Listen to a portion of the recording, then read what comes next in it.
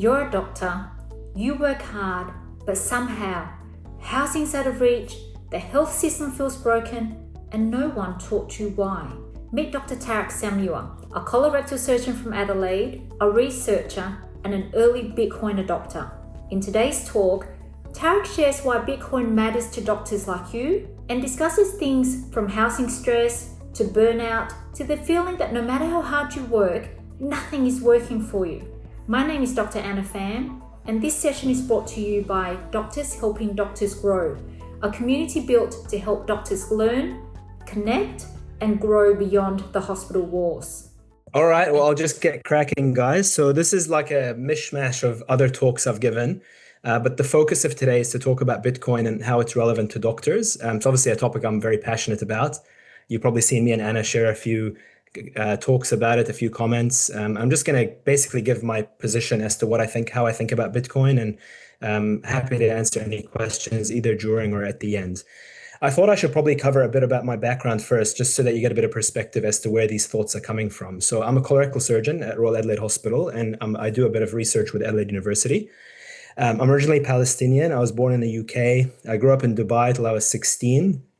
And then I lived in New Zealand between 98 and 2013. So I did all my med school and basic surgical training in New Zealand. I got placed in Australia for my colorectal fellowship, Melbourne, Adelaide. Then I went to Houston for a year, spent a year there, and then moved back to Australia in 2017. And Adelaide is now home for me and my young family.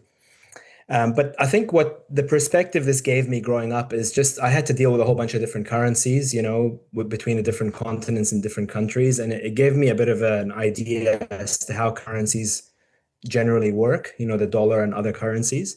And I was first introduced to Bitcoin in 2015. I've always been a bit techie in my perspective. And so I'd heard about Bitcoin and did some reading about it. And what attracted me to it initially is the fact that you could just send money anywhere in the world without requiring the permission of a bank or a government or any currency exchange. And this is, prior to PayPal and all these different services and TransferWise. So at the time, seemed to be the most unique thing about it, is that I could send it anywhere I wanted to myself or to someone else. And I thought it was a pretty revolutionary idea at the time because of that. And basically, since then, I've just been accumulating slowly Bitcoin and learning about it. My view on it has changed quite a bit. So I don't simply see it as a currency now. I see it as a lot more than that. And I thought I should, apart from my background, just give you a bit of perspective as to why I care so much about Bitcoin. And I can be honest and say that I'm not doing it because I want people to buy Bitcoin so that the price will go up. I really don't have no need for that at this point. It's just that I think it's a possible solution to. Yeah. So anyway. Oh, sorry. Yeah, sorry, I thought it was Michael. All good. I see it as a solution to some systemic problems that face society. And I think some of these problems have an underlying cause, and I think it has a unifying underlying cause. And I think Bitcoin might be one solution to some of these problems.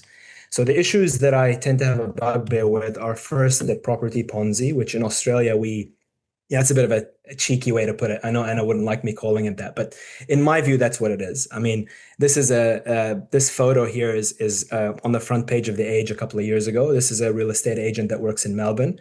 And the whole story was about how these guys are making millions of dollars basically transacting in real estate and selling real estate from one person to another. I think it's an unusual situation where people that are close to the real estate market have, in my view, probably accrued an unfair share of the wealth of society compared to, say, for example, nurses. So in the same state that this real estate agent works, the average nurse can't afford to buy their first house. And to me, there's something fundamentally wrong about that equation. And I think, I'll go into why I think Bitcoin might be able to fix this. Secondly, we do have a healthcare funding crisis. And I think most of us here are doctors, and we feel this. We can tell that we're just not keeping up with the amount of expenditure that's required to maintain our health system. And I think as doctors, we need to understand why this is. And I don't think it's as simple as, immigration and the aging population. There's something else going on. And I'll go into why the broken money situation we have, it feeds into this problem. And then finally, being of Palestinian heritage, wars have a certain impact on me. And I think a lot of these wars are financial in nature. They're not, they're often painted as being religious wars and various other political ideologies that result in these wars. But underlying it all, yet again, I think there's an issue with fake money, money printing, and the money that is used to finance these wars. And I'll try and unify these three problems under one umbrella, which is the broken money and how Bitcoin might be able to fix this. So what is the unifying problem? The fundamental issue that is resulting in these perverse outcomes, in my view, is that the entire planet is in a gross amount of debt. And there isn't really any country that isn't in debt. So all countries are in debt. Even the countries here that are in green are also in debt, just to more or lesser degrees. So there really aren't any countries of any substantial size that are debt-free. So this poses an interesting question, like how can everyone be in debt? Like I always was taught that, we are in debt to China, for example, that we're borrowing money from China, but that's actually more political spin. That's nonsense. So all countries are in debt. And in fact, if you look more deeply into it to try and work out how this works, how does this happen? It's sort of covered in a lot of interesting words like quantitative easing and issuance of government bonds and things that aren't very clear. But in reality, what governments do, and this is universal in almost all countries, is they borrow from their own citizens' futures. And the way they do this is they issue something called a government bond, which is a promise to pay you back later. So buy our bonds and we'll pay this back to you with interest. And that interest rate is what the RBA sets every quarter. So they're literally borrowing from your children and your grandchildren with the promise to pay it back down the line. But the issue is that, this slide is about 3 years old now. And even in that time, the debt's gone from $30 trillion worldwide to $73 trillion. And it's gotten to the point now where the interest on this debt is higher than the GDP of the countries that are trying to pay it off in a lot of places. And so effectively what this means is the countries can never pay off their debt. So Australia, for example, will never pay off its government debt and will continue to borrow and kicking the can down the road, borrowing from our grandkids, our great-grandkids, and our great-great-grandkids, and so on and so forth, until infinity. So why did we get here? How did it get to this point? Because this wasn't always the case. Up until World War II, most countries' debt was manageable. And in fact, some countries were not in any debt. The reason this happened is because around 1971, something fundamentally broke in our monetary system. And what that was is the US, which was the world reserve currency at the time, unpegged the dollar from gold. So the US dollar was the world reserve currency after World War II. And it was mandatory that for every $1 that was in circulation worldwide, there had to be an equivalent amount of gold in Fort Knox with the US government. In 1971, Richard Nixon severed that link. And so money became unpegged from anything real. It went from an IOU of gold to being nothing, something you could just add a zero to and have more money. So effectively, money printing or the creation of new dollars became free. There was really no consequence. You didn't have to buy gold to peg the money to. And as a result of that, countries just went nuts printing money. And we saw this very clearly during COVID when most countries around the world just added a zero to their balance sheet and just flooded the market with money, resulting in all sorts of unusual situations. Like the property market in Melbourne went up very quickly during COVID, despite the fact that the entire state was in a state of lockdown and panic. And this was because of the drastic amount of money printing that happened in 2020.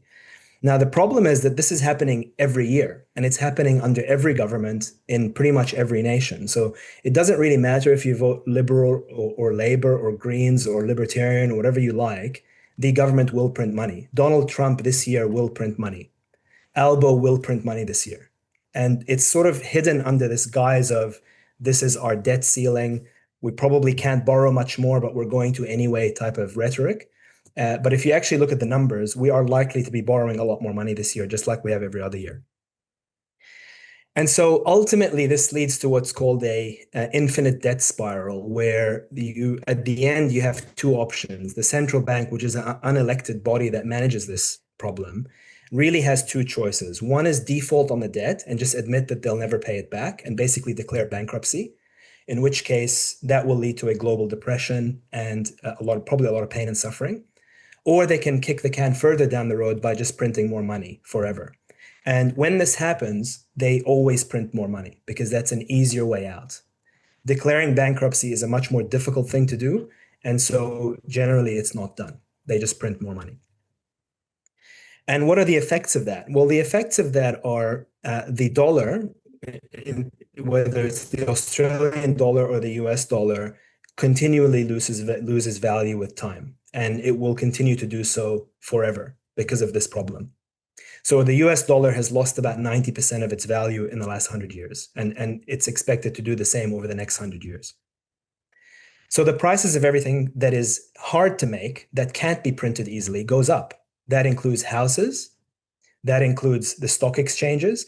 So these are a comparison of the ASX with the S&P, so like the Australian and the US main stock exchanges. They go up by roughly the same amount. It's not really a factor of, America's doing a lot better than Australia, so the stock exchange should go up more. It's not really how it works. They go up in tandem because the money printing happens in tandem. And so all of these assets go up in price by roughly the same amount. And it's not limited to things that are, quote, high demand, like houses. So, you'll often hear that the housing market is the way it is because of the demand outstrips the supply. But that's actually a bit of an excuse. The price of Tim Tams has gone up roughly by the same amount as money printing in Australia over the last 20, 25 years. And I'm pretty sure that the demand-supply equation of Tim Tams hasn't really changed that dramatically. So the reason the price of Tim Tams goes up so much is purely because the dollar by which it is measured has gone down by that much over that period of time. And I think this is a concept that we are not taught in school or in university, or certainly not as doctors, but it is a concept that we need to understand because it is the fundamental reason why something like Bitcoin exists and why it might be useful. So this is a more hard example where it hits more directly to home for someone like myself. So this is the original Royal Adelaide Hospital, at the time called the Adelaide Hospital. This hospital was built in 1840. It cost £8,000 to build, and it had 30 beds. So this is in 1840. At the time, the bed to population ratio in Adelaide was about one hospital bed for 300 people. Fast forward to 1877, Adelaide's growing a little bit. The population is now 100,000 people, and the hospital was expanded. They built an extra 200 beds for the princely sum of £50,000. So the ratio now dropped to 1 in 300, from 1 in 300 to 1 in 500 people, the hospital bed ratio. 1967 is the hospital. This is the hospital I first started working in. This hospital cost $100 million to build in 1967. In the end, after all the beds were added, this hospital had 900 beds. By that time, the population of Adelaide was 600,000, and the bed to population ratio was 1 to 800. And then finally, we've got the new Royal Adelaide Hospital, which when it was built in 2019 was the single most expensive building ever built, ever in the history of the world, of any kind.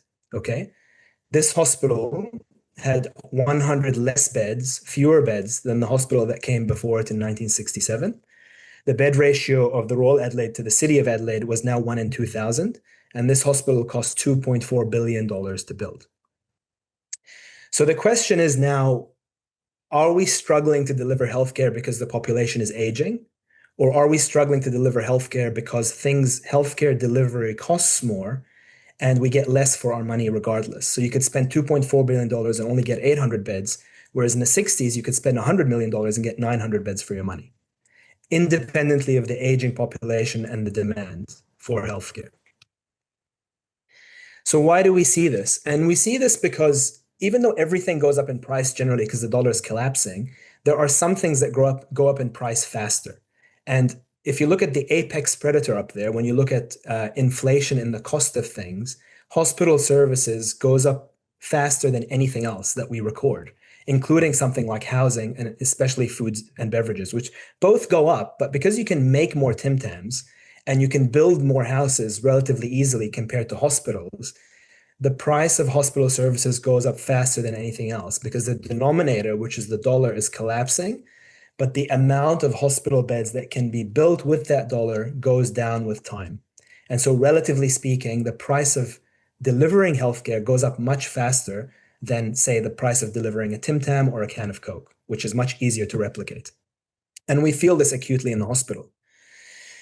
So if you look at healthcare expenditure in Australia, which is something we all should be familiar with, we spend more on healthcare every year, but we spend about 3% more on healthcare every year. This is pegged to basically to CPI, to Consumer Price Index, which is the average price of goods and services. So in Australia, 3% per year, every year on healthcare is the increase. But the trouble is that the price of delivering an operation or delivering an inpatient admission or delivering a GP visit, that goes up in price by 10% a year. So every year we're falling further and further behind in terms of delivering the kind of healthcare we want. And this is happening because of the devaluation of the currency that is masquerading as 3% inflation per year, when in fact it's a lot higher than that. And so you get things like this. We're all familiar with these headlines: elective surgeries going crazy, ramping left, right, and center, not enough hospital beds. And the most recent manifestation of this is from this week, I think. Yes, from this week. The bankruptcy of HealthScope, which is a major private healthcare provider in Victoria and other places. So why are private healthcare providers going bankrupt? Because they don't have a money printer. So only one party has a money printer, and that is the public sector. The private sector does not have a money printer. So if the government prints money at an alarming rate and increases the cost of delivery of healthcare, the private sector suffers relatively more, because a private provider cannot print money to cope with the difference in cost. And so over time, the private sector tends to struggle when you have one party, in this case, the public sector, infinitely printing money and devaluing the currency. And this is something we need to be aware of and be worried about over the next few years in Australia. This chart shows the number of hospital beds per population age 65 and over in Australia, and that's basically a straight line down. So every year we have fewer beds per capita in Australia, hospital beds, for this reason, and purely for this reason. Ambulance ramping, we know about, median waiting time to elective surgery. All these blowouts are due to the fact that there are not enough hospital beds to deliver the care that we need to be delivering. So long story short, I think this is a fundamental issue with the way we measure things and the way we use money in Australia and in other countries. And I think we need to fix this problem. So before we can fix this problem, we need to work out, what is money, and is there a way that we can actually address the broken money situation that we have? There are some properties of money. I won't go into them in detail, but basically good money that works, that can't be corrupted, needs to be scarce. It needs to be the scarcest thing in society. It needs to be not printable, because if you can print it, you will print it. Humans have done this for generations and will continue to do this. It would be useful if it was portable and divisible, so you can send it to different places and not have to stash it. Like a house, we in Australia, we use houses as money. We save in houses. We don't save in dollars. But the problem with saving in houses is you can't divide it easily and you can't send it anywhere easily. So if there's an earthquake in your community, or if Albo decides to put up property tax prices or fix rents, there's nothing you can do about that. You can't move a house around easily. You're bound by the jurisdiction within which the house is sitting in, because it's a big, heavy object that can't be moved easily. Same with land.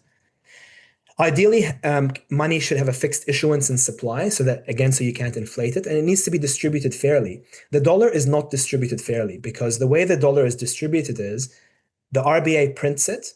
They give it to retail banks like ANZ and CommBank. They lend it out to individuals.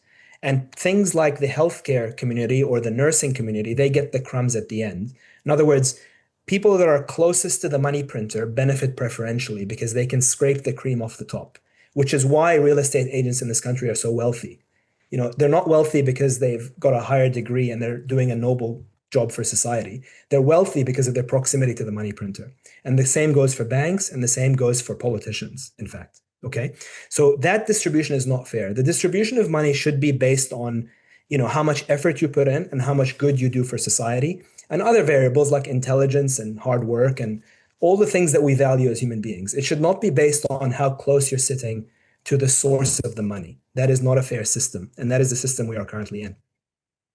Ideally, the money should be acceptable worldwide. I should be able to go to Zimbabwe and spend my money. I shouldn't have to convert Australian dollars to US dollars to the Zimbabwean currency with every intermediary person taking a cut. It should be as easy as sending an email. It's 2025.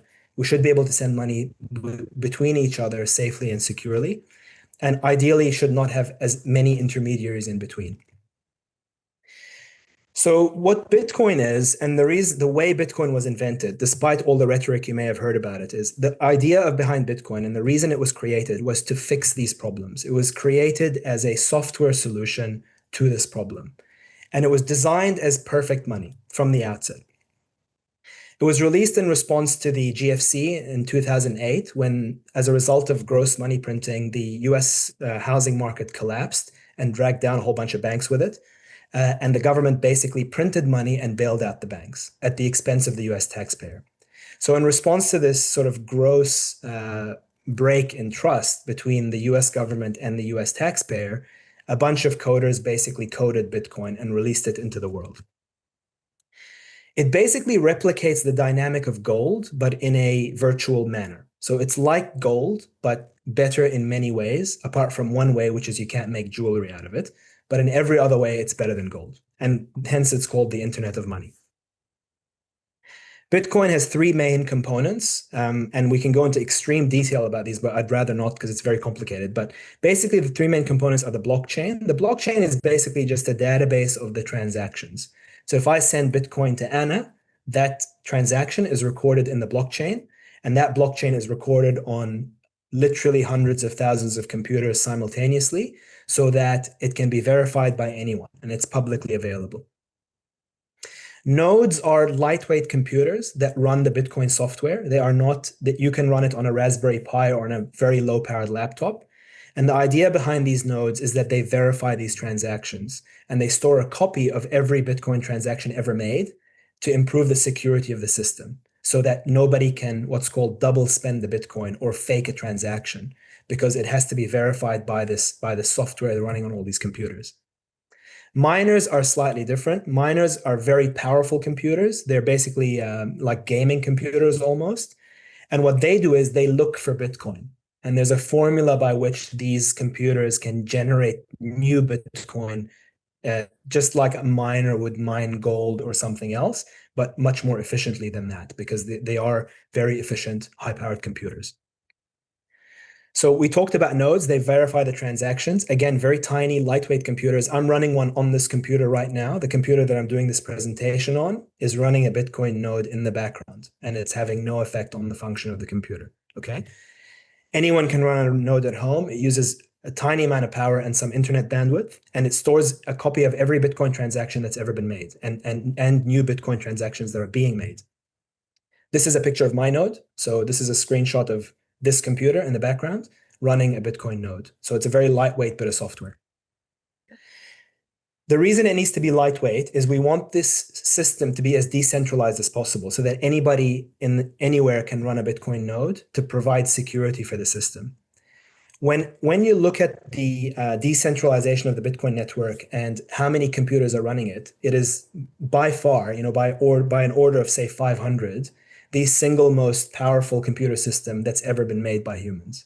So just to put it in perspective, if you combine the power of the nodes and the miners, it's about 500 times as powerful as the Google computer network in its entirety, okay? Very decentralized, very large, widely spread computer system. And as a result, it basically can't be hacked because of that. Because you'd have to hack all computers simultaneously, which is not really possible. This is a snapshot of the miners that are currently running around the world, and you can see it's fairly well distributed. There is a bit of a concentration in North America and in Europe, but it's pretty well spread all around the world. So you can see how it's about 22,000 nodes at one time. So there's hundreds of thousands of nodes, but at any one time, there's 22,000 nodes that are verifying transactions. So it's pretty hard to hack all those computers. Miners, again, very different. These are very high-powered computers, often in big mining farms, typically running on renewable energy or flared gas.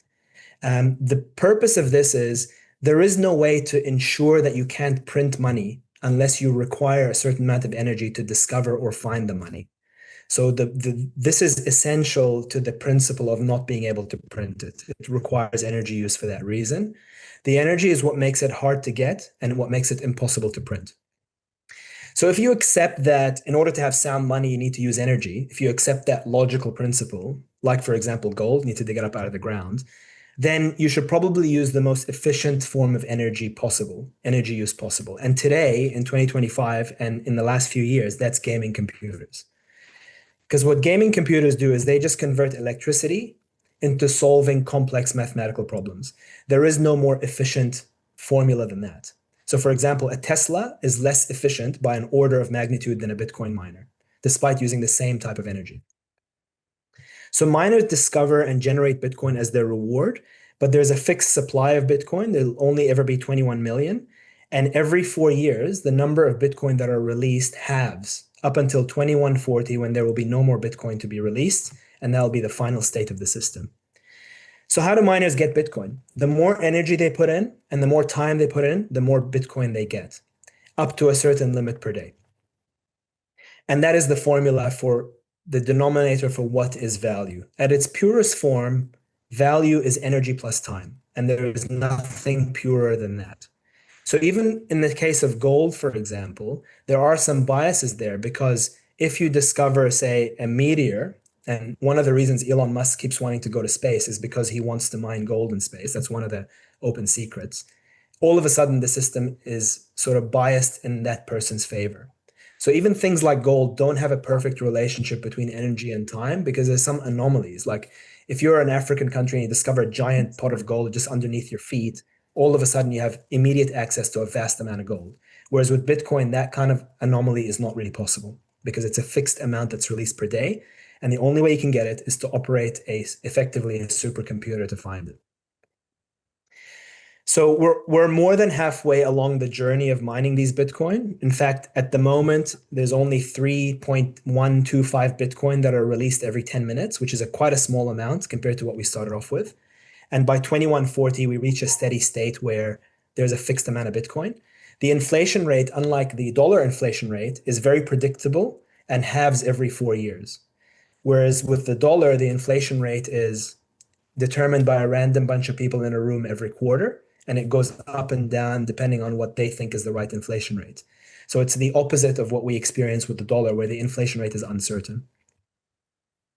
And this is a picture of the halvings. So when Bitcoin was first launched, you could get 50 Bitcoin every 10 minutes. And there were way fewer miners. So the miners were competing for 50 Bitcoin every 10 minutes. At the moment, we're actually beyond this point. We're 3.125 Bitcoin every 10 minutes. And there are literally hundreds of thousands of miners competing for that Bitcoin at the moment. Most of them using free energy or very cheap renewable energy. So if you look at our properties of good money, effectively Bitcoin addresses every single one of these points.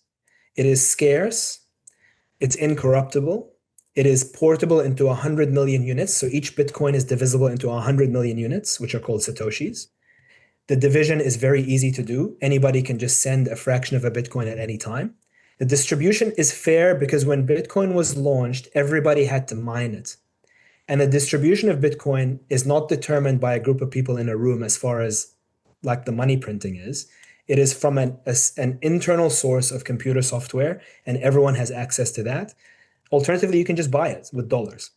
It can be accepted worldwide, and it does not require intermediaries. So if you have a Bitcoin, you can send it anywhere in the world without permission at any time for a very small cost, which is very different than dollars.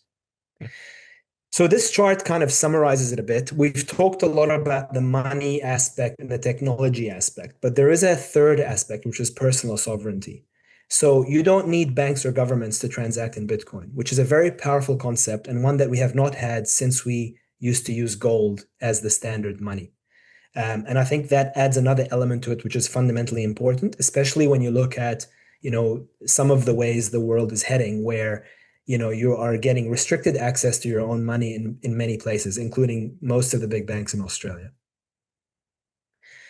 So at this point, most people go, I kind of get it, but it seems a bit far-fetched. Like, I'm not sure that, you're sort of suggesting that Bitcoin is going to become the new money. And I am suggesting that. And it may seem far-fetched, but this newspaper clipping is from the year 2000, December 2000. In December 2000, the Daily Mail suggested that the internet was a nothing burger and was going to disappear as fast as it came. That wasn't that long ago. That's 25 years ago. And, judging by the fact we're doing this call on Zoom now, it's hard to imagine that, 25 years ago, people really weren't sure if the internet was a thing or not. And, I suspect we'll be in that place in 25 years with Bitcoin. And in fact, the adoption characteristics of Bitcoin are very similar to the early internet in terms of the rate of adoption. So why should you care? I think we've covered a little bit why should you care. We have a healthcare funding crisis, we have a property housing crisis, and we have all these unnecessary wars happening all around us. And many of these are driven by broken money. But the thing is, Bitcoiners have known this for a while. Like this is a headline in Bitcoin Magazine in 2022, which outlined how if we had moved from a dollar to a Bitcoin standard, healthcare funding will become a lot more rational than it is today. And that might seem a little bit far-fetched. And initially I was like, well, let's say we did move to a Bitcoin standard, we still can't pay for healthcare. So how's that going to work? And I'll show you how that's going to work. So there's three main areas where on a Bitcoin standard, I think healthcare in general will improve. The first is it provides a more accurate measurement of inflation. The second, it allows for better resource allocation. And the third, something called a lowered time preference, which I'll go into the details of that in a second. Accurate measurement of inflation. Currently, the way we measure healthcare inflation is we just measure CPI. So the government basically pretends like healthcare inflation goes up 3% every year.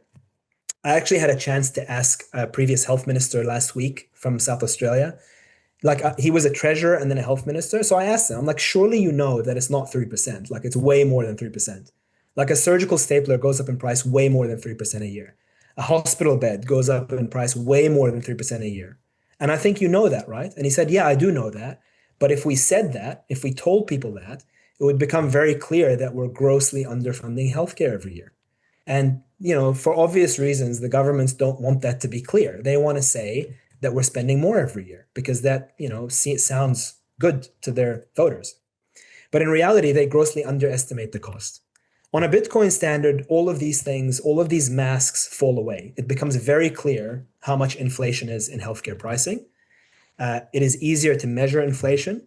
And if we know, like if the public knows and all the doctors and healthcare staff know that the cost of a hospital bed is going up 10% a year, all of a sudden a 3% sweetener by the next government rings a bit more hollow than it does today. So I think that's one way where it would go a long way to help us. Secondly, we talked about the Cantillon effect, which is the distribution of money. At the moment, the money is distributed in an extremely perverse way. It's issued top down, and things like nursing and healthcare and doctors and everything else and teachers and firefighters and all these people that actually serve society, they're right down the bottom of the ladder. It's kind of like a waterfall, and we're down at the bottom somewhere. And the bankers, the stock market manipulators, and the stockbrokers, and the people who deal in property, and that includes rich doctors like us, okay? We preferentially benefit because we're closer to the money printer. There is really no reason why, we should be parking all our money in houses. The only reason we do that is because it's advantageous from a tax perspective, and it's advantageous from a money printing perspective. We should be looking at alternative investments, or even better, we should be looking at saving our money like we used to do before the money printer went crazy. We used to just put our money in the bank. And I don't know about you guys, but I also don't think there's a strong reason why bankers dominate every single skyscraper in every single city in Australia and around the world. They don't provide an extremely valuable service for society, and they really have no reason to be making billions of dollars in profit every year. And I think under a Bitcoin standard, some of this siphoned off energy and siphoned off finances will probably be better distributed.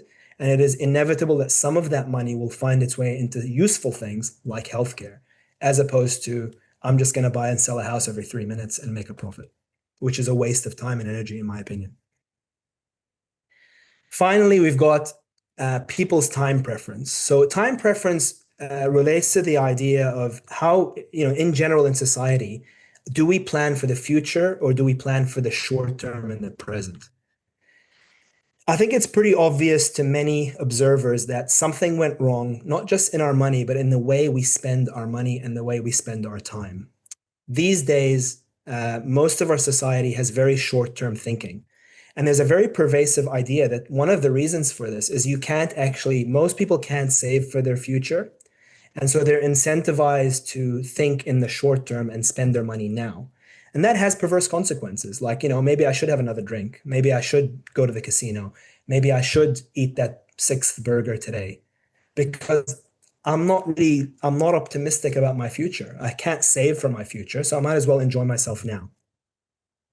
On a Bitcoin standard, and you'll see this when people become Bitcoiners like myself. Like I definitely got a lot healthier when I started embracing Bitcoin a bit more. And you will find that when you go down this rabbit hole, that a lot of Bitcoiners are like super fit for some reason. So what is the relationship there? What is the connection between long-term thinking, being able to save for your future, and behaving in a way that is healthy as opposed to unhealthy?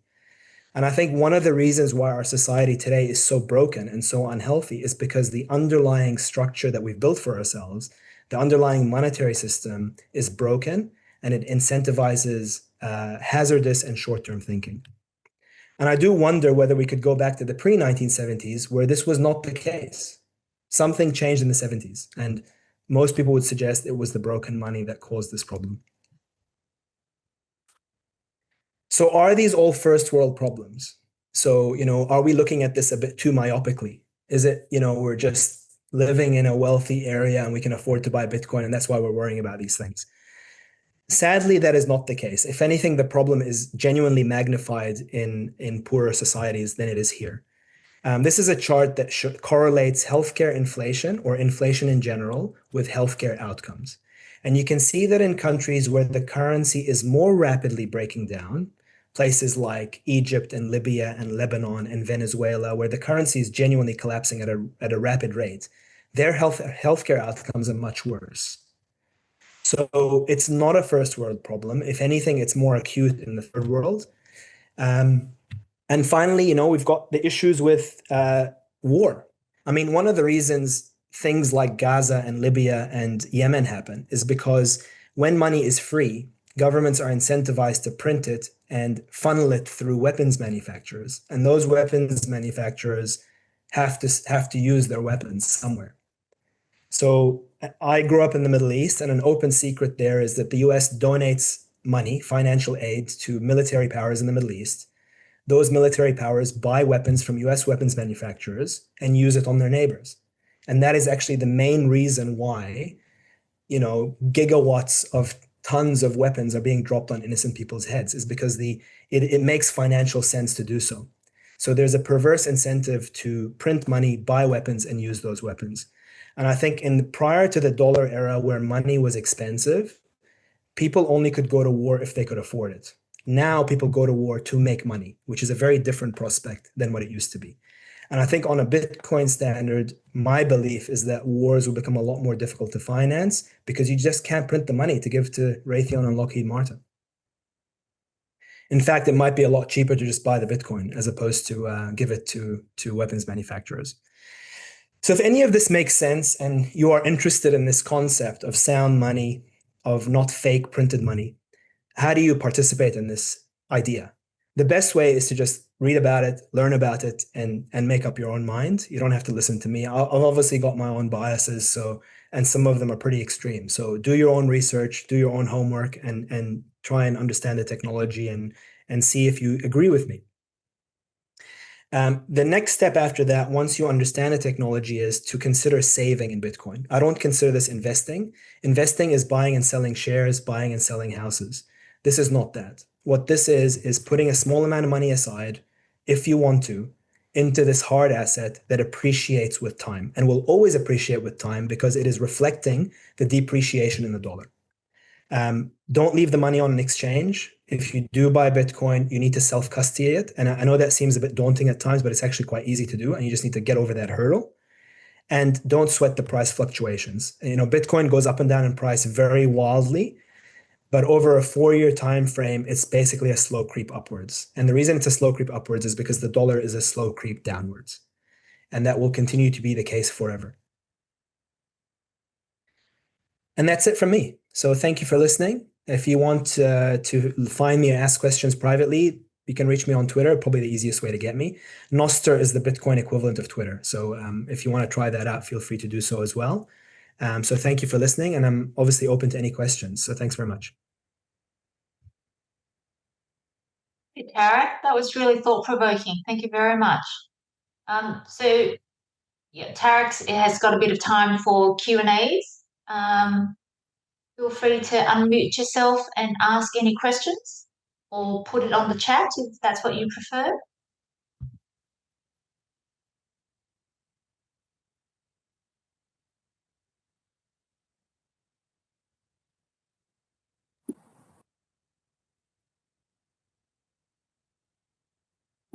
That was a great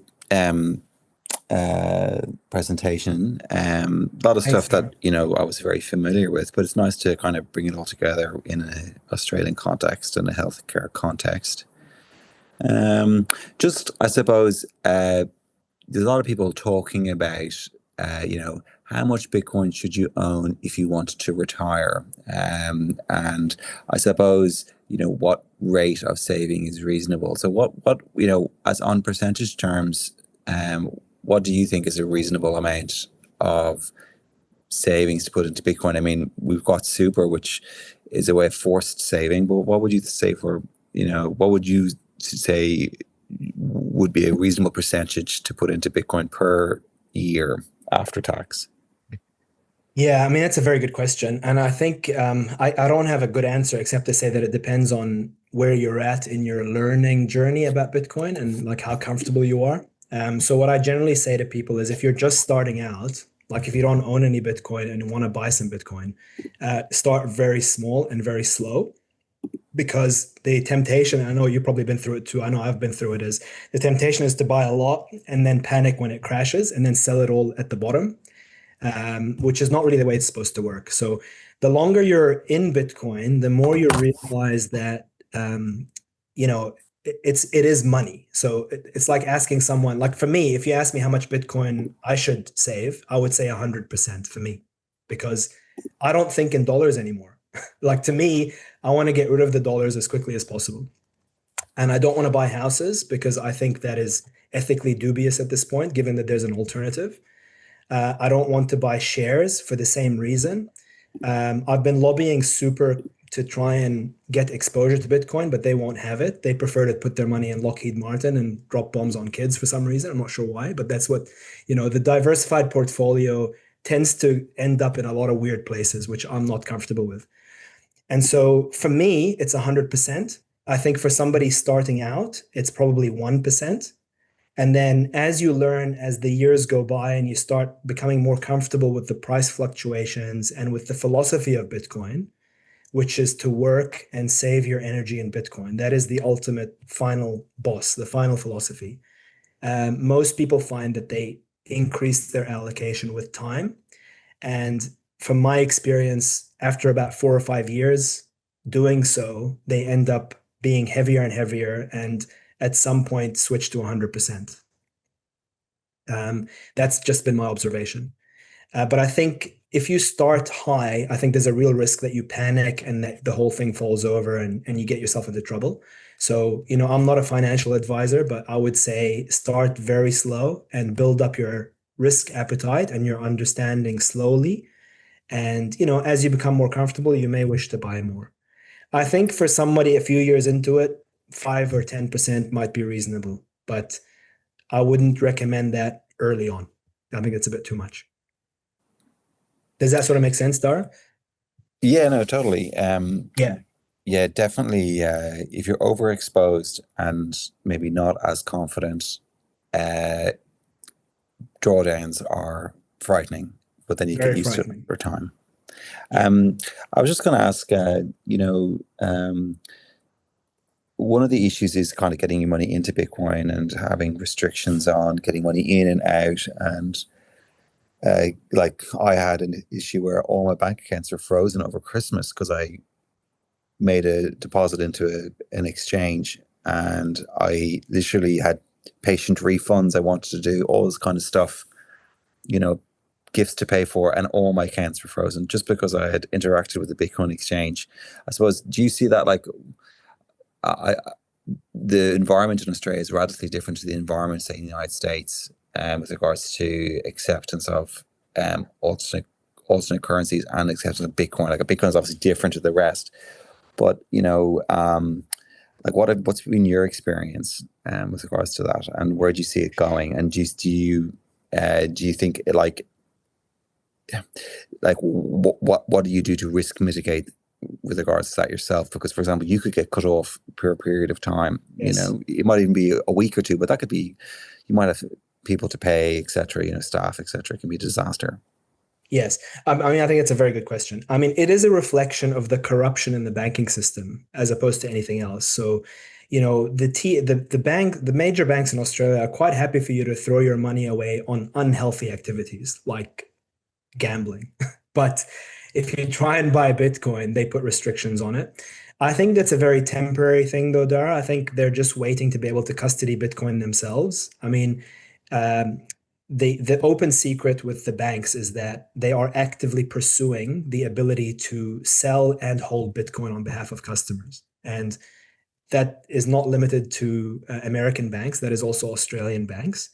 They need years for that to become a reality, just to go through the regulatory process to do that.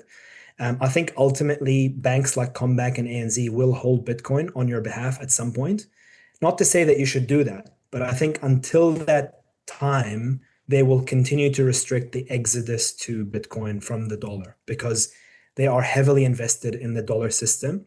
And the idea that you can, swap your Australian dollar for Bitcoin and then hold it yourself and not need a bank is obviously very threatening to a bank. It undermines their fundamental purpose for existing. So the way I would mitigate that problem, and the way I have, is I've got bank accounts with pretty much every bank in Australia. And I will only do a Bitcoin transaction from one at a time. And I certainly don't mix like my business account for, my private practice or my patients with my personal account, which I buy Bitcoin from. So as an example, my bank account that I use for my practice is completely separate with a completely different bank than the bank accounts that I use to buy Bitcoin. But I buy Bitcoin from every one of my bank accounts other than that one. And the current limit from most banks is $10,000 a month. That's their limit for how much Bitcoin you can buy. Occasionally, the first transaction that you ever make, they try and scare you by blocking your account. But if you ring them up and you say, look, this is a licensed Australian Bitcoin exchange, which of course they know because they have a list of the exchanges. This is me buying the Bitcoin. It's not a scam. They'll open up your account. But they try and make that first transaction scary for somebody buying Bitcoin for the first time. And they use that as a deterrent to try and make you feel as though you're doing something wrong when you're clearly not. There's plenty of licensed, regulated Bitcoin-only exchanges. The banks know who they are, like Bitaroo and Hardblock and some of these other ones, Amber. So when you make that first transaction, if they do block your account, if you just call them, it's just an annoying 5-minute phone call, and then they'll unblock your account. And if you just let them know verbally that you're planning to buy more Bitcoin, they will not block it again. If you don't tell them you're going to buy more Bitcoin, then the second time you do it, they might block your account again. So they play these kind of deterrent games, but they're pretty lightweight, and it's pretty easy to open multiple bank accounts and to just, use whichever one is unblocked at a time and, play the cat and mouse game. And eventually they give up. So I'm with Bank Australia and with ANZ and with Westpac for my Bitcoin purchases. They've completely given up trying to block my account. So now I just buy as much Bitcoin as I want at any time from any of the accounts because I've had the phone conversations with them. And as soon as that conversation is recorded and you explain to them what's going on, they really can't stop you. So, it's more of a deterrent than a real problem, if you ask me.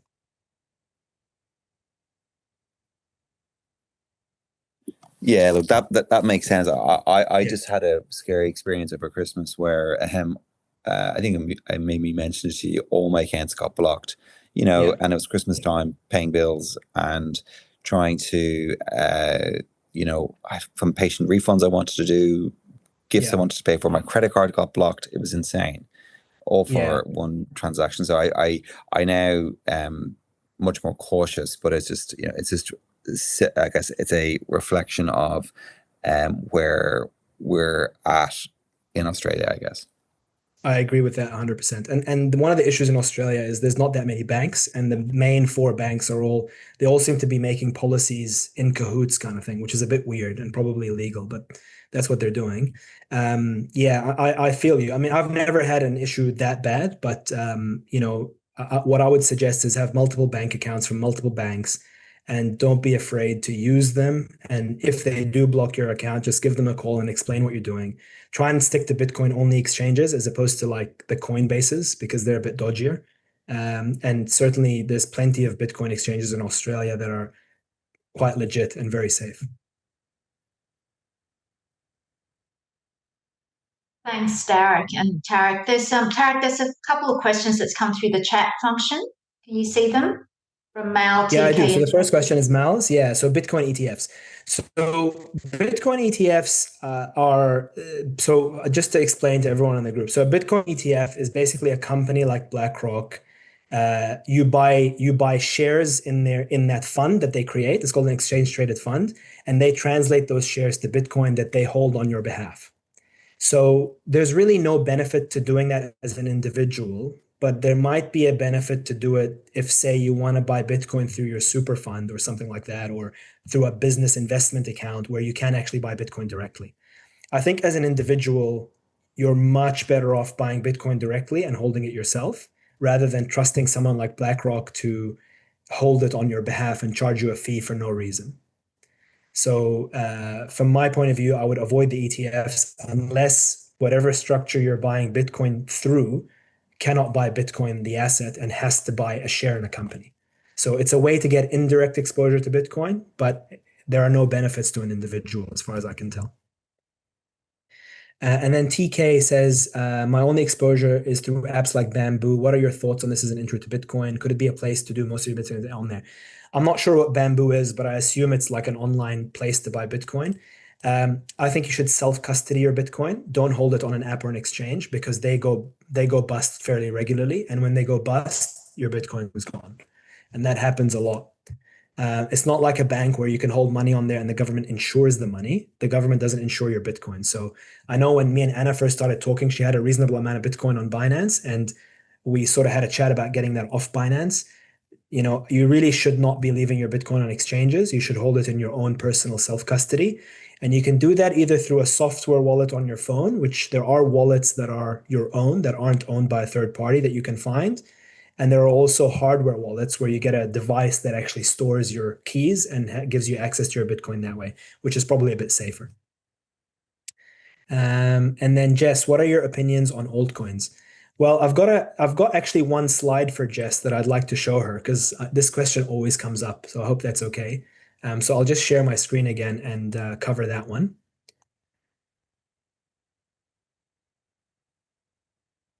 All right, can you guys see the slides yet? It says it's sharing, so just give it a sec. I think it's. Can you see it? Yeah. So I always get this question about other altcoins. How do they work? My general view is don't buy any of those. They're very risky and they're a waste of time. So avoid anything other than Bitcoin, in my opinion. We have a Facebook group of doctors that are interested in crypto, and some of them are on here today. It's got about 2,000 members, and for the last, I don't know, 5 or 6 years, I've been doing my best to steer them away from altcoins with varying degrees of success, and many of them have lost a lot of money on altcoins. It's basically gambling at this point. There are some uses for altcoins, but they're very lightweight uses. They're not nearly as disruptive as replacing money. So there are some softer uses. For example, you can make a fake dollar that you can transact with more easily that is pegged to the US dollar. That's called a stable coin. That's a common use. But as an investment, these altcoins are very risky. They go bankrupt all the time. They are not really decentralized in the sense that they operate more like a company. So they have a founder, they have insiders that get allocated a percentage of the tokens from birth. So as soon as this altcoin is created, they give these founders and foundations a significant share of the coins. And more often than not, the altcoins disappear and the founders are never to be seen again because they cash it all out into dollars or Bitcoin. So don't believe the hype. If you want to do something like altcoins, you're better off buying shares in Google or Amazon or something like that, as opposed to shares. These are effectively shares in crappy companies. So I would avoid that if at all possible. Hope that answers the question. And then what do you recommend for Bitcoin wallets? So there are hundreds of them, Christine. So a good one for your phone is one called Blue Wallet, which is very simple to use and is actually quite easy. So I would recommend that. I use that, called Blue Wallet. Proton Wallet is another good one. Anna uses Blue. There you go. It's a great wallet. As far as hardware wallets, there are two that I recommend. One is the Blockstream Jade, which is a good one. And then one is the Cold Card, which is a bit more expensive, but has a few more features. So, but in general, just, yeah, stick with the big ones and stick with the Bitcoin only ones, because all the ones that can accommodate altcoins, because there are wallets that accommodate all sorts of coins, they are way less secure, because in order to accommodate the altcoins, they have to be a bit more complicated, and they have to operate under different mechanisms. And those mechanisms are much more hackable than a Bitcoin only wallet, which is a lot more stable and secure. SwiftX. I don't mind SwiftX. It's pretty good, but they got a lot of shitcoins on there, which I don't like. So I don't use SwiftX because they sell a whole bunch of very unstable coins. And that, again, leaves them open to hacks, but also government clampdowns. So some of those coins that they sell will inevitably end up being scams, and that leaves them open to being shut down because of it. So I would stick again to Bitcoin only exchanges like Bitteroo, Amber, and Hardblock. They're Australian-based Bitcoin only exchanges. They make money by buying and selling you the Bitcoin and charging a margin on that, which is a very sort of simple and kind of ethical way to do it. And they incentivize you to take the Bitcoin off their exchange, unlike SwiftX and some of these other exchanges, which want you to keep your Bitcoin with them so they can lend it out and make a profit on it, which again leaves you exposed to the risk of losing your Bitcoin. So from my point of view, avoid lending platforms, avoid platforms that have a lot of different cryptos on them, and stick with the Bitcoin only exchanges that don't try and offer you a yield on your Bitcoin. Much safer.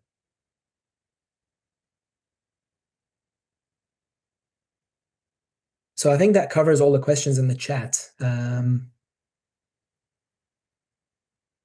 Are there any questions about property investing? Because Anna's here, so she can answer some of them. No, we'll need another 5 hours. Oh, I think Christine's got her hand up, actually. Oh, okay. Yeah. Go for it, Christine. Yeah, so thanks so much. Sorry I joined late because I finished work late, but I don't know if it was covered at the start of your talk, but so are you just recommending that we just invest in it like we put it into our personal savings account into one of these wallets, or should we be using other vehicles? As you said, we can't hold it in super unless we do it through some sort of ETF.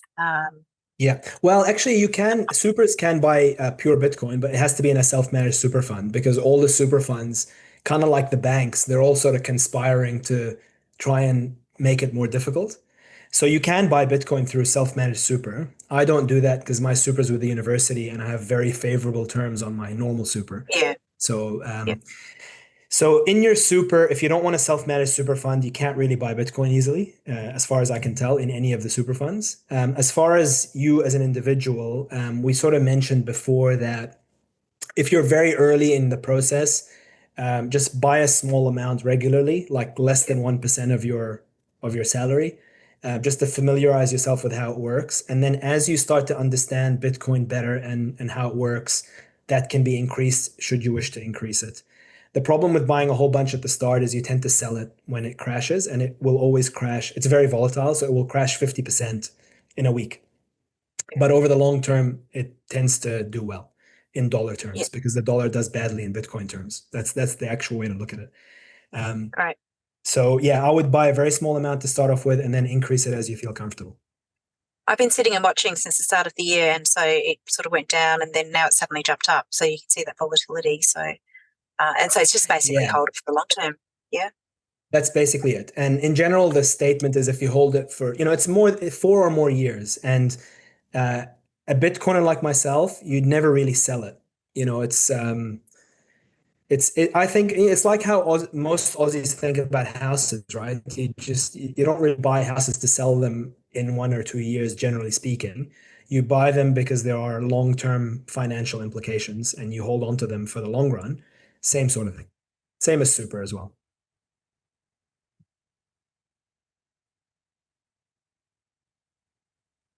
Misty, did you put your hand up?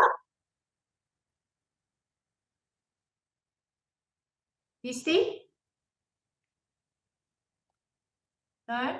I thought I saw the hand function go up a couple of times. Maybe my mistake. Oh, Alice had a question for you, Tarik. Any recommendations for more? Yeah. So it is quite hard, actually. A lot of the stuff I've talked about is on the internet, right? But there's a lot of bias on the internet, and there's a lot of altcoin exchanges that try and sell you the latest and greatest thing. One of the websites that I find useful, there's an American Bitcoin exchange called River. I think it's river.com, but if you just Google River Bitcoin, they have like an educational section on the website, which is pretty sensible and pretty kind of robust. So I would suggest starting there. And then in general, just look up Bitcoin only, people that are into Bitcoin only, as opposed to like, I love Bitcoin, buy my shitcoin type of stuff, which is, there's a lot of that out there. You want to avoid those because they see it as a gateway drug to try and get you to the next token, which you should really try and avoid. So any sort of Bitcoin only exchange has some resources, but in particular, River seems to have some really good web pages that explain a lot of this stuff quite well.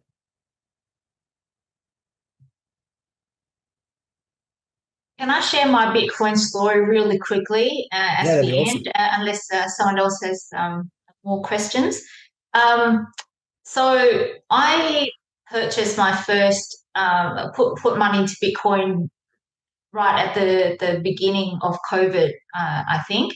I put some money into there, and then I saw it halve shortly after as COVID progressed, and I tried to sell it. It was sitting on Binance, and I had only learnt at that stage on how to purchase Bitcoin on Binance, but I hadn't grasped how to extract it, and I couldn't find anyone to teach me how to extract money from Bitcoin.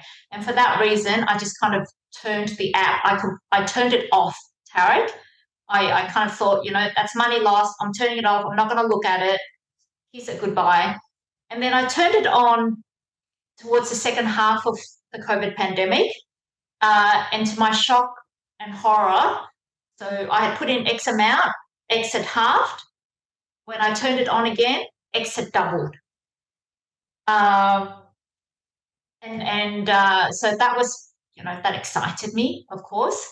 And what I had put in had now appreciated to become 3/4 of a Bitcoin in value over a very short period of time. And that was just sheer luck from not knowing how to extract, because I would have sold it had I known how to extract it from Binance.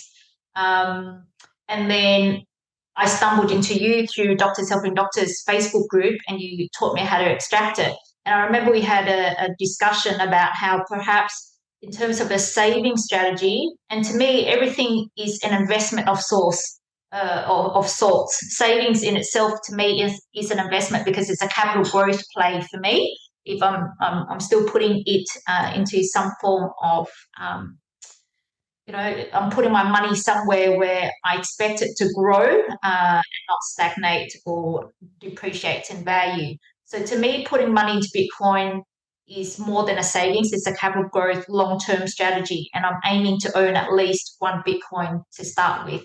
But that's just me. I agree with you that one should start small and learn from there, as one should with any game and any strategy that one first enters until one understands it. But that's my Bitcoin story. Yeah. Yeah, I mean, that's pretty typical, Anna. The thing that's not typical in your story is most people panic when it crashes and sell it. And then they end up buying it back again when it's a bit higher. That's sort of the general way it works in the early period of people's experience. Yeah, so I mean, it's pretty interesting that the only reason you didn't sell is you couldn't take it off, because you could have sold it on Binance. I didn't know how to sell it on Binance. Okay. That's the point. And then I got busy because it was COVID, so I didn't sell well, I it. mean, that's pretty interesting, and I think that's pretty unique actually. Most people would have sold when they panicked and it crashed. It's probably going to crash more. I think things are a little bit different. It seems now because all these institutions are buying it as well, and they seem to have a bigger appetite to hold on to it if it crashes. So I'm not sure if we're going to see the 65% crashes. Typically every 4 years it would crash about, somewhere between 60 and 80% and then go up to 100%. That's That's generally only what it's because been. supply, like Madison says, that's because every 4 years the supply increases and then, Yeah, I think the underlying base price is because of that. I think the volatility is just because of things like, exchange collapses. Occasionally there'll be a calamity and like, there's a big dump of Bitcoin onto the market for one reason or another. In the early days, miners would go bankrupt every time there was a halving. So when there's a halving and the amount of Bitcoin that is released halves, the weaker miners die because they can't keep up they're not making enough revenue from the Bitcoin to cover their costs of the electricity that they spend. And so it has this weird effect where it pushes the mining to be more and more efficient and towards cheaper and cheaper sources of energy, typically wasted energy. Like, a lot of the miners are tied to oil extraction sites where the gas that comes off is flared away. So instead of flaring the gas, they use it to mine Bitcoin, which is effectively free energy for them. And so every 4 years, something like that happens where the dynamics change. Some of the miners go bankrupt and they have to sell all their Bitcoin that they've been holding on to.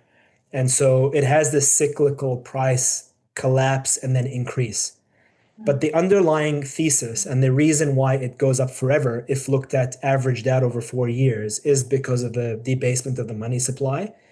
And the underlying idea behind that is because we can never pay back our debt, we have no choice but to inflate the money supply forever. So, because we have to inflate the money supply, Bitcoin has to go up relative to the money supply. So there won't be a time when governments will start, not printing money to any reasonable degree. You can see now, our own RBA is under immense pressure to cut rates because people aren't happy with high interest rates. They want low interest rates. They want 0% interest rates so they can finance their debts. The government's the same. So the Australian government is extremely unhappy with the RBA for having a high interest rate because that means the debt payments the government has to make are very high. And the Australian government is struggling under the weight of the debt payments. So they will print money and they will find any excuse to do that. A lot of people believe that COVID was not the reason for the money printing. It was just the excuse for the money printing. And there's always some excuse, like, oh, there's a war in Russia, print money. COVID, print money. The banks in America are collapsing because of the GFC, print money. So the answer is always print money. And every time they do that, relatively speaking, Bitcoin goes up in dollar terms. And that's likely to continue forever until Bitcoin replaces the dollar, which ultimately is probably what's going to happen. So Tarik, let me get this right. Are you saying that Bitcoin goes in 4-year cycles? Yeah, so the Bitcoin software, remove the dollar from the equation, Bitcoin is generated at a certain rate every day. And every 4 years, that amount halves. So at the moment, every 10 minutes, you get 3 new Bitcoin from the total supply that the miners produce. And every 4 years, that amount is cut in half. And when that happens, that has supply dynamic issues. So, you can imagine, let's say you're a gold miner, and every 4 years, the amount of gold you can find drops by half every 4 years. Suddenly, there's a sudden change from 12 Bitcoin every 10 minutes to 6 Bitcoin every 10 minutes to 3 Bitcoin every 10 minutes. The last halving was in 2024.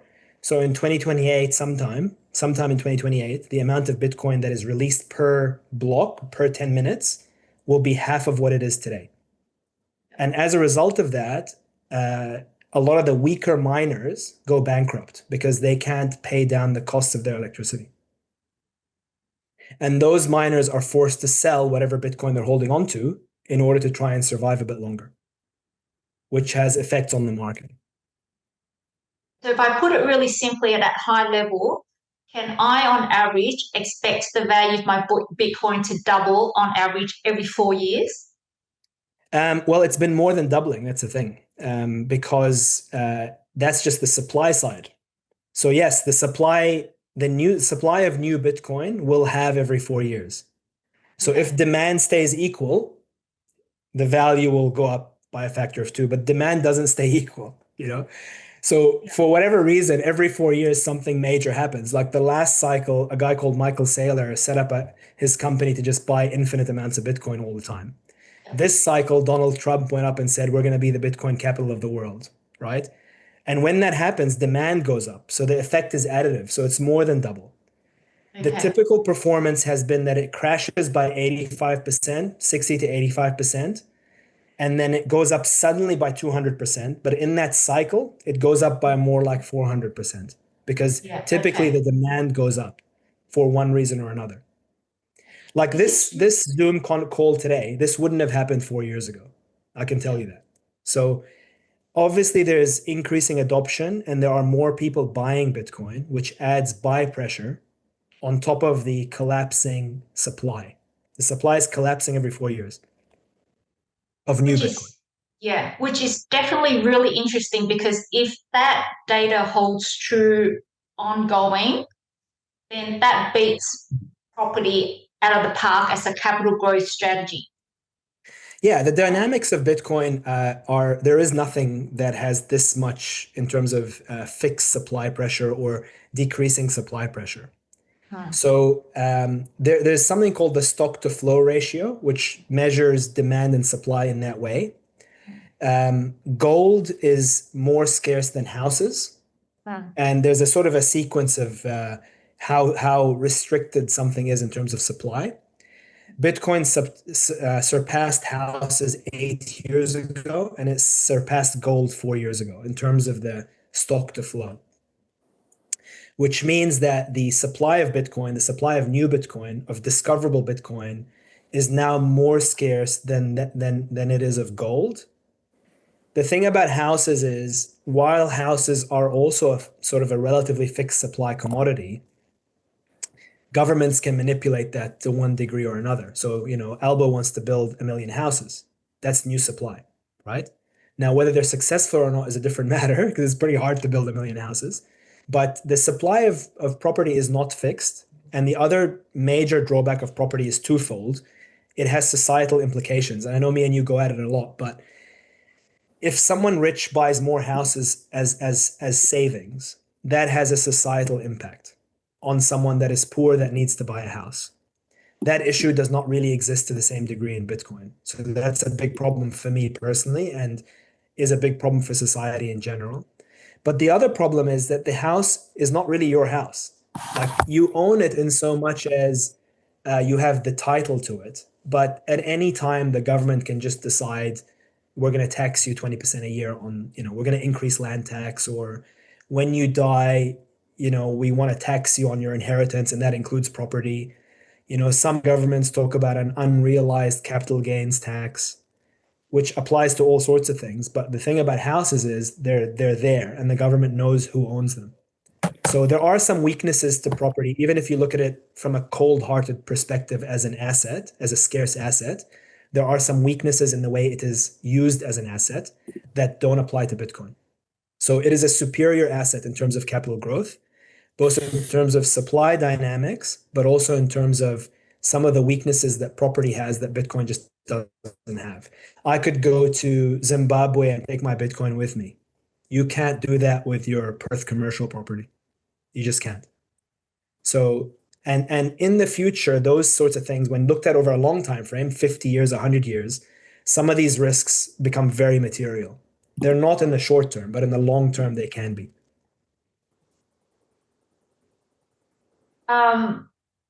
If people are still interested in the debate, here's my thinking as you're talking, and I'm all about just black and white data and stats and facts, and how is my money serving me, literally.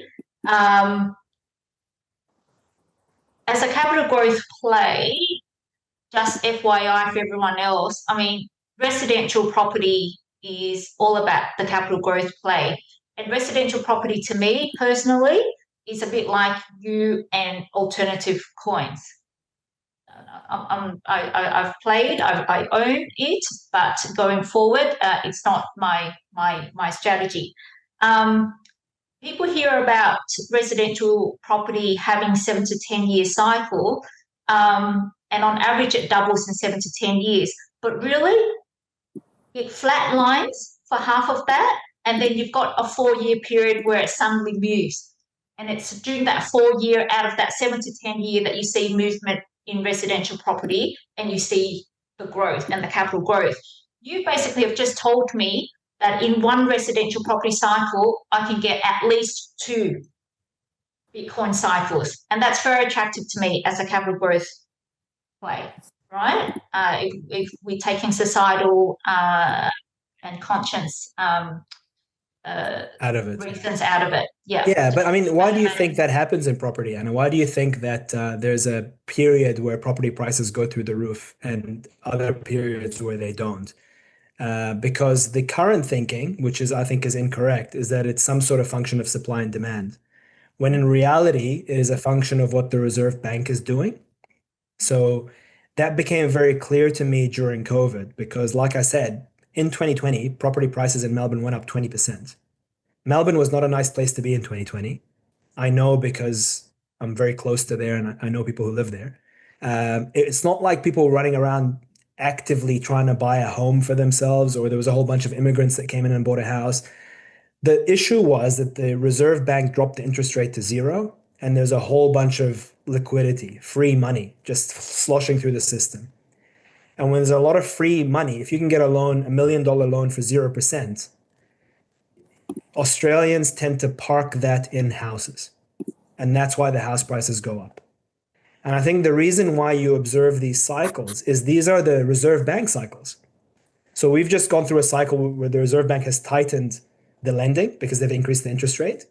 And the next phase of this in the next few years is they're going to start reducing the interest rate. And when the interest rate goes to near 0, the house prices will explode again. And that's when you get that cycle.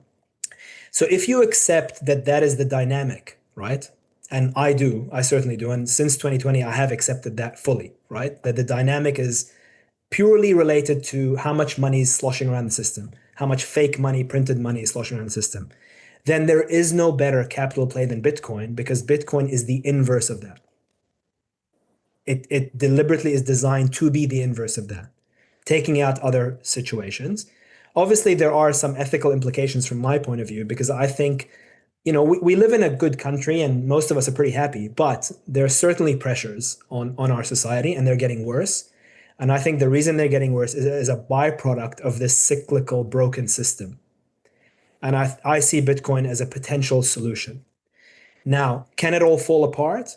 Yes, it can. So there's no guarantee that anything I'm saying is correct.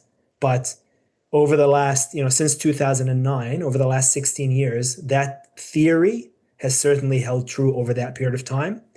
And I am hopeful that it will hold true for the next 16 years. But there are no guarantees of that. So, at the moment, it is just a theory based on numbers. And it is up to every individual to decide whether that's safer than houses, or if nothing is as safe as houses. That's up to the individual. Yeah. To me, So that's a good question. Min's got a question on there. He says, can Bitcoin disappear? Yes, it can. It is a piece of software. It's pretty resilient. So it's gone through a lot of attacks by various entities, including governments. And, it seems to be pretty unstoppable. And I think with every passing year, it becomes less likely that it will disappear. But the chance is not 0. I mean, there is a chance that something happens and Bitcoin self-destructs, and then I'll be wishing I bought houses. I wouldn't say that chance is pretty high. I think it's pretty low. Here's my thinking, Tarik. I think everyone needs cash flow as an alternative form of income to just working, because you don't know what calamity may befall you.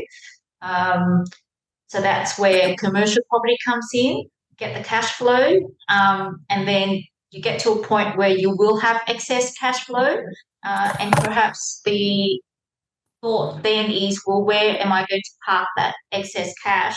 And I think you've kind of given a really convincing argument for thinking of Bitcoin rather than ETFs or more property as a saving strategy. And I really like the 4-year cycle. I mean, I'm just saying doubling, but I like your 400% every 4 years. You can't get that in residential property. Yeah. And it definitely costs a lot to buy into resi and to sell resi. Yeah, no, I agree about the cash flow situation. I would just like to see a world where cash flow is the reward for work that is more valued to society. Yeah. So passive cash flow is a byproduct of a broken financial system. It is not, while it is currently useful, and I do applaud you, Anna, for taking advantage of it, I would like the cash flow to come from services. Yes. Services that benefit the community, or because you've invented a product or you're running a company, but this idea that, the average Australian just buys 10 houses and retires is actually more destructive than constructive in my view. So I'm not a big fan of passive cash flow because I think I would rather have active cash flow. I'd rather, deliver surgery for patients, get paid, and then buy Bitcoin. I know it seems very simplistic, but that's how it used to be. And I think that we need to go back to more of a situation where that's how it works. I'd like all doctors, Tarik, to do exactly what you're doing and not be encumbered by financial woes and just be a doctor and just give back. Alice has got a question for you, Tarik. Maybe that's the last one for tonight. Sounds good. So how would CGT play in the future? So I think, capital gains tax really only applies if you sell your Bitcoin. So if you buy Bitcoin and then sell it, then you are liable for capital gains tax. I think unrealized capital gains is something that might be coming to many of our countries in the future.